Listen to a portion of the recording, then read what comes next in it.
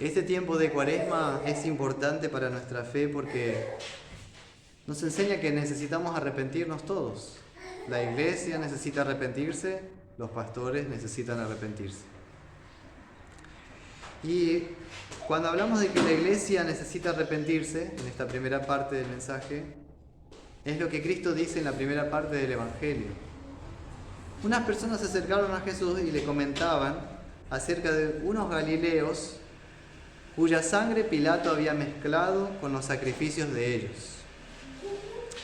Resulta ser que el gobernador romano Pilato había castigado a unos revoltosos, revolucionarios podríamos decir hoy, que habían seguido a un tal Judas de Galilea.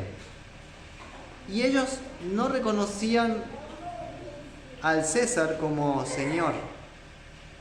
E incluso le prohibían a la gente ofrecer o dar ofrendas por la salud del emperador o por el bienestar del imperio. Entonces el gobernador Pilato, el gobernador romano, decidió castigarlos para que sirva de ejemplo a la gente, que no les siguieran. ¿Y qué hizo? Los atrapó, los mató y derramó la sangre de estos revolucionarios junto con los animales que eran sacrificados como ofrenda por la salud del César. Algo horrible si se ponen a pensar. Mezclar la sangre de personas con sangre de animales en un sacrificio. Y entonces le comentaron a Jesús esto, para ver qué él opinaba, pensando que iba a decir sí, merecían este justo castigo por ser revolucionarios, por no obedecer la ley. Entonces él dice, no, ¿acaso piensan que estos galileos padecieron esto por ser más pecadores que los demás? Les digo que no. Antes, si todos ustedes no se arrepienten, morirán igualmente. Morirán igual. Imagínense la sorpresa de esta gente. Y vuelve a reafirmarlo, ¿no? O aquella gente que se le cayó la torre en Siloé, ¿piensan que eran más pecadores que los demás? No. Si ustedes no se arrepienten, morirán en sus pecados igualmente. La misma condenación eterna que los revoltosos. Eso es lo que está diciendo Jesús. Todos somos iguales de pecadores y todos merecemos el mismo castigo como pecadores.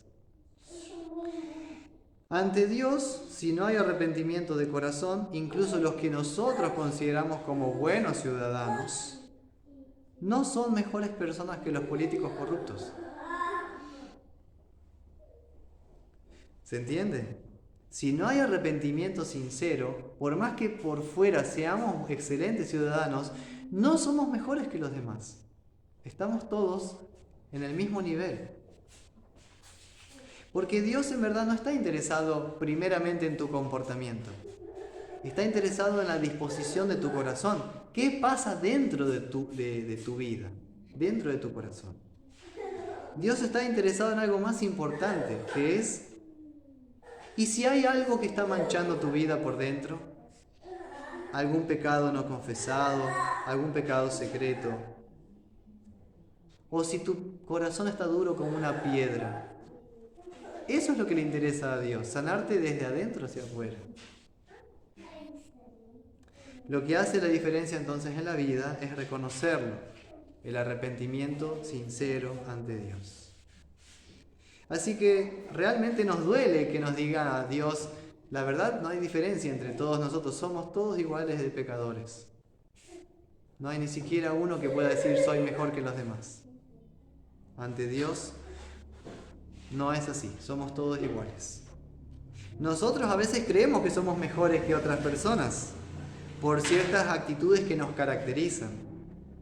Y es cierto en parte, por fuera, ante la sociedad, pero no ante Dios. Externamente hablando, nos conducimos de una manera de vivir que puede ser educada, respetable, dedicada, piadosa, y eso en sí mismo está bien. Sin embargo, eso no logra tu salvación. Ahí está la cuestión. Las obras del hombre no consiguen el amor de Dios. Y si no, preguntarle a tu novio, a tu novia, o a tu esposo, o tu esposa, ¿cómo es que me ama esa persona? ¿Es por algún mérito mío? Mi esposa me ama a pesar de lo que soy. Gracias que me ama. Entonces, así también es Dios. Su amor es incondicional. No va a depender de lo que tú hagas o hayas hecho, o a pesar del mal que hiciste. Hay una base más sólida y firme para el amor de Dios, que es la obra de Cristo. Lo que hemos cantado recién. Jesús, mi bien, ¿qué crimen cometiste? ¿Comprenden? De eso se trata la Cuaresma, de recuperar el entendimiento de por qué Dios nos ama si somos pecadores merecedores del castigo igual que todos los demás. Y darnos cuenta de que no somos dignos de ese amor, pero igualmente Dios desea amarte por Cristo y gracias a Cristo. Así que esto nos debe despertar el dejar de lado la autosuficiencia o la soberbia de creernos mejores. Cristo tuvo que sufrir en su propio cuerpo el enojo de Dios por tus pecados para salvarte la vida y para que por obra de su Espíritu Santo recibas un corazón nuevo, creyente, agradable a Dios, con fe, un corazón ahora amoroso, un corazón santo, justo, semejante a Cristo, porque tiene la justicia de Cristo. Así que, iglesia, es hora de arrepentirse. La necesidad de arrepentimiento es urgente. Cristo lo afirma cuando dice por segunda vez a estos galileos: si ustedes no se arrepienten, perecerán. Pero si confiesan sus pecados y creen en mí, vivirán. Así que el énfasis de Cristo en el Evangelio es claro. La iglesia necesita arrepentirse. ¿Y qué significa en este caso? Dejar de lado la justicia de la salvación por las obras y refugiarse en el amor y la misericordia divina que nos perdona por Cristo. Pero ahora la parte más dura es para los pastores. En las últimas semanas todos los textos le da con todo a los pastores. Y en este caso lo vamos a ver. En segundo lugar, habla de que también los pastores de la iglesia o los maestros deben arrepentirse de sus pecados. Por eso Jesús añade la siguiente parábola. Tenía un hombre, ¿se acuerdan? Una higuera en su viña. Y vino a buscar fruto en ella. Y no lo halló. Y dijo al viñador: he aquí, hace 3 años que vengo a buscar fruto en esta higuera y no lo hallo. Córtala.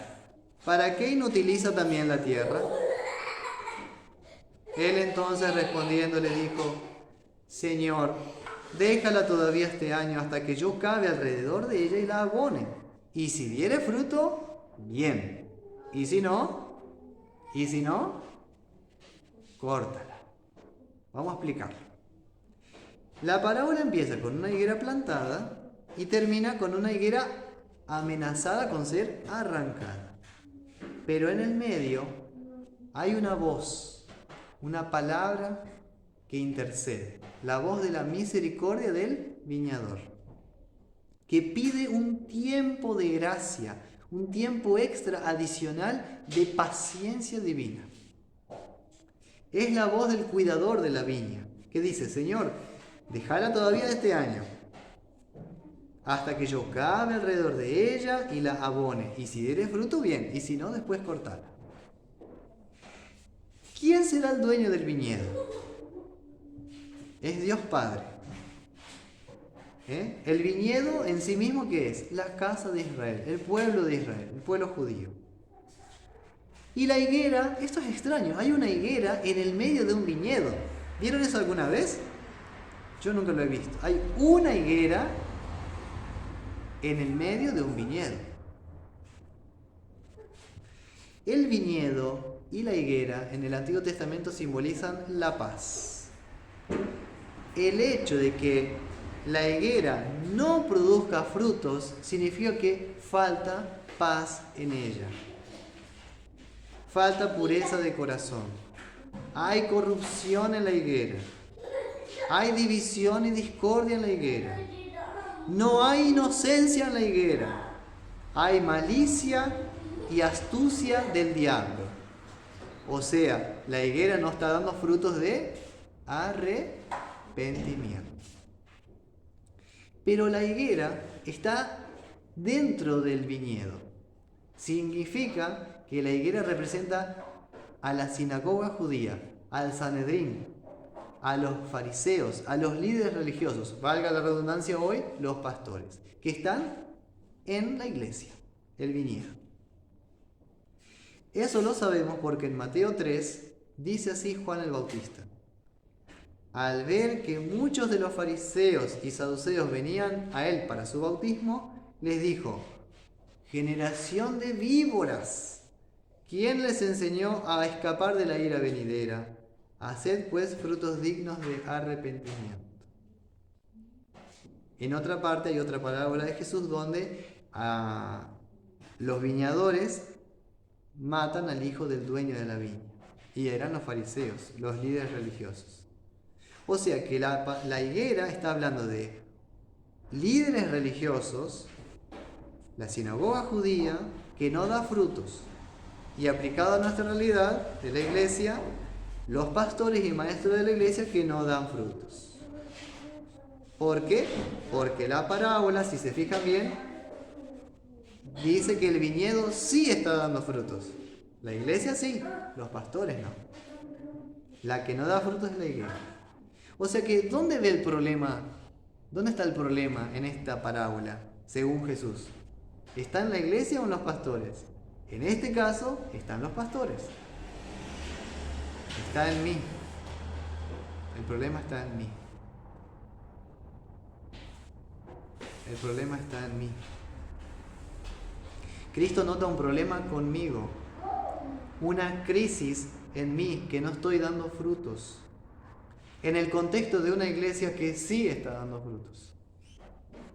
Jesús no tiene una palabra de condena en este caso para su iglesia, su congregación, sino para los pastores infieles a la palabra de Cristo, que no enseñan la verdad de Dios, sino que inventaron sus propias tradiciones y su propio camino al cielo aparte de Cristo. Y tanto Dios el Padre, el dueño de la viña, como Dios el Hijo, el viñador, ven ese problema en aquellos que deberían representarle. Los pastores deberían ser ejemplo para la grey y son anti-ejemplo. La corrupción está en la cúpula eclesiástica, no en el pueblo de Dios. Eso nos cuenta hoy el Evangelio. Ese es el gran problema. Y la voz de la misericordia de Cristo es por ellos, por estos pastores sin fruto, para que Dios el Padre no los arranque de raíz, sino que tenga piedad, que tenga paciencia, a ver si se arrepienten finalmente. Un tiempo más de gracia, un año más de paciencia.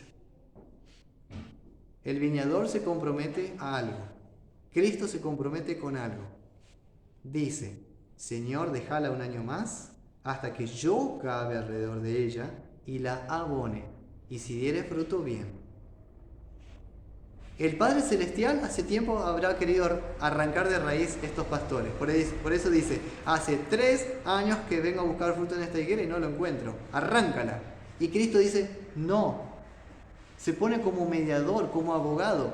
Por favor, no arranques a estos pastores. Todavía no. El juicio de Dios es severo, pero la misericordia en Cristo es mayor.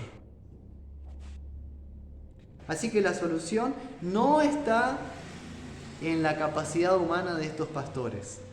La solución está en Cristo y su palabra.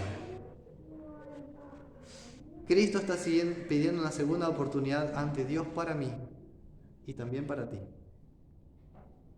Él tiene el deseo amoroso de sacrificarse por nosotros. Y el gran pastor de las ovejas se humillará a sí mismo por nosotros los soberbios. Se ensuciará las manos y el cuerpo y quedará ensangrentado en la cruz por nosotros, para quitar nuestro pecado del medio que nos separa de Dios. Y hará algo hermoso también. ¿Se acuerdan lo que dijo? La voz de la misericordia de Cristo en la cruz. Padre, perdónalos, porque no saben lo que hacen. Es gracias a la obra de Cristo y por su intercesión que tengo un año más de gracia, un tiempo para arrepentirme verdaderamente.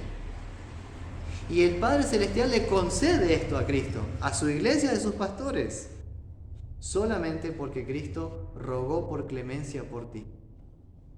La misericordia de Cristo por su iglesia es lo más maravilloso que hay en la iglesia. Algo más para terminar. Cristo no va a usar tierra fresca para ayudar a la higuera, tampoco dice que la va a regar o que va a podar la higuera, simplemente dice, hasta que yo cabe alrededor de ella y la abone. Y en el pasaje, texto original griego, cuando dice el abono, ¿qué creen ustedes que es el abono? ¿Qué se usa para abonar? Sí, pero en el día a día.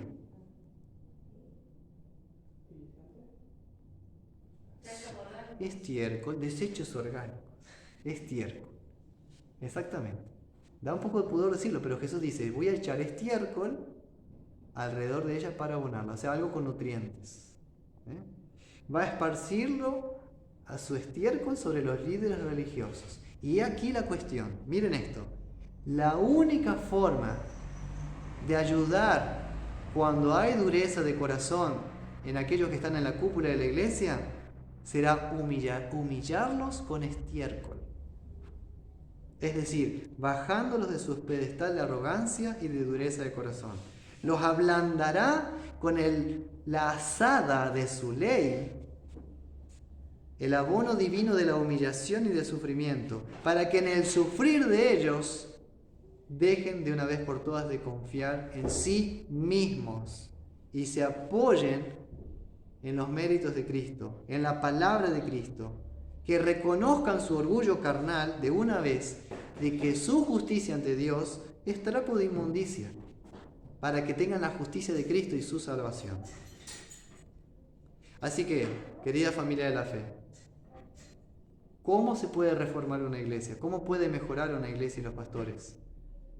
La renovación de la iglesia y de los pastores no viene por aplicar métodos humanos, ni estrategias humanas, ni programas de crecimiento o lo que quieran llamar, sino que viene de afuera de nosotros, por la intervención misericordiosa de Dios que nos va a hundir en el estiércol, nos va a humillar con su palabra de juicio para exaltarnos con su evangelio, para que demos frutos de corazón, de perdón, vida y salvación, para que nosotros tengamos frutos abundantes mucho más que al comienzo.